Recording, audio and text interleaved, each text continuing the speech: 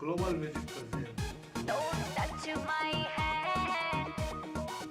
ये अक्षरा सिंह के का कहल जाओ ओके वाला अक्षरा सिंह तो अपना बर्थडे पर केक की आउट फोटो शेयर कर रही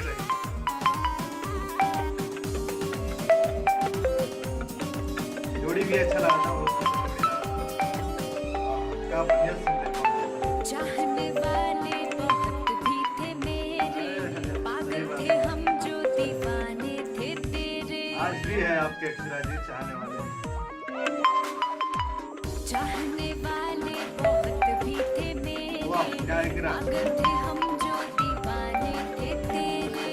जा जा बजा ले अपनी शादी का बैंड, जा जा बजा ले अपनी शादी का बैंड। ए बाबू सुन, ए बाबू कमाल का सुन, लगा। don't touch my hand। ए बाबू सुन, don't touch my hand। वाह अरे पता नहीं था पहले ट्रेंड ही मुझको चेंज कर देने वाली क्या भोजपुरी ऐसा के। होता है जो दिल से खिलवाड़ करे, दिल उनके लिए ही रोता है। अरे प्यार मोहब्बत है ही क्या ऐसा, गजब लग रहा है मोहब्बत बेटे ऐसा यार। वैसा, एंड में अक्सर यही है होता तुझसे, हाँ तुझसे लेना देना कैसा। वाह गजब लाग रहा हूँ मतलब क्या डायरेक्शन गलत बारे थी में मैं जो तुझको तेरी अरुण देव जी, औकात से ज्यादा चाहा था, शुरू से तो जानते ही हैं तुझको आपको। पाने की खातिर दुनिया को ठुकराया था।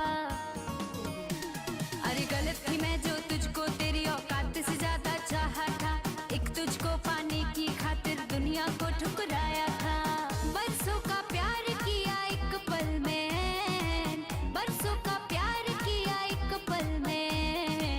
ए बाबू सुन, ए बाबू सुन, don't touch my hand। ए बाबू क्या सुन, गजब don't अंदाज। touch my hand।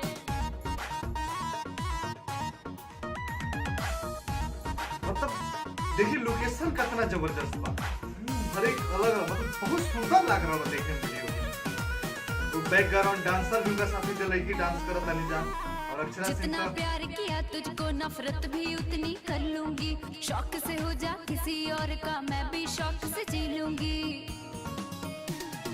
जितना प्यार किया तुझको नफरत भी उतनी कर लूंगी, शौक से हो जा किसी और का मैं भी शौक से जी लूंगी। अब तो मोहब्बत का यही है ट्रेंड, अब तो मोहब्बत का यही है ट्रेंड। ए बाबू सुन, ए बाबू सुन, don't touch my hand। ए बाबू सुन, don't touch my hand। ए बाबू सुन, don't touch my hand। ए बाबू सुन, don't touch my hand।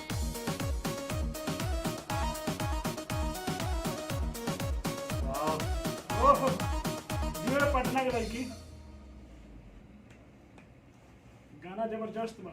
Global music पे आप लोग की गाना जौन बा फुल सुने के मिली और जौन आप लोग सुने खातिर बेकरार बने जाओ उहे बा भैया लोग के कुछ मैसेज उस कारण के आप हमार नजर इन्होंने भटकत देख ले होगा तो कुछ ऐसा मैसेज आवत रहे जिन्होंने काटल जरूरी रहे ना तो वीडियो कट जाए और जौन की बात बाटे कि गाना काहे इतना ज्यादा वायरल हो रहा बा गाना भी बा भैया सुंदर अतना लग रहा है सबसे बड़ी बात कहते नहीं गाना देखे में सुंदर खींच रहा बा अपना तरफ देखे बा मजबूर कर रहा बा कि वो ई ना सोची कि चालू करके थोड़ी देर देख के चल दी कहे कैसन टॉपिक पे बा टॉपिक पे इतना अच्छा होगा एकरा बाद इतना जबरदस्त डायरेक्शन कइल बा आर्यन देव जी बहुत जबरदस्त भोजपुरी के डायरेक्टर हवन और कमाल के नाम तो सुन ही रही लेकिन आज काम देखे दिल गदगदा गेल बेस्ट ऑफ लक बाटे सर जी आपका बहुत बहुत अच्छा काम किले बानी और दूसर का बात बा के अक्षरा सिंह के अंदाज रॉकिंग अंदाज जो ना कहल जाला रॉकिंग अंदाज भैया रॉकिंग अंदाज गा भी लेवेली एक्टिंग भी कर लेतरी डांस भी कर रहल बड़ी और स्टेप में जौन अपन अंदाज छोड़ लिए स्टेप जौन करेली वो सिखावत है कोरियोग्राफर अलग बात बा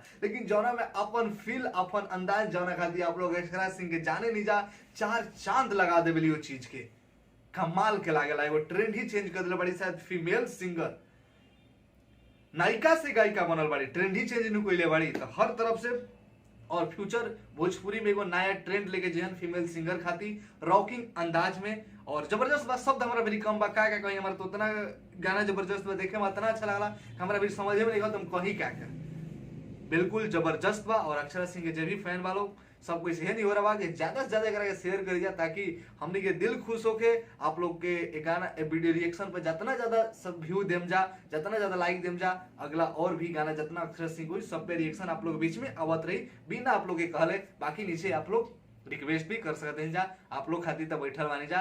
तो मिलते हैं जा अगला वीडियो में, तक रिएक्शन आप लोग को कैसा लगल जरूर नीचे कमेंट सेक्शन में बताएं जा। जय भोजपुरी एकता जय भोजपुरी। बना के राखी जा।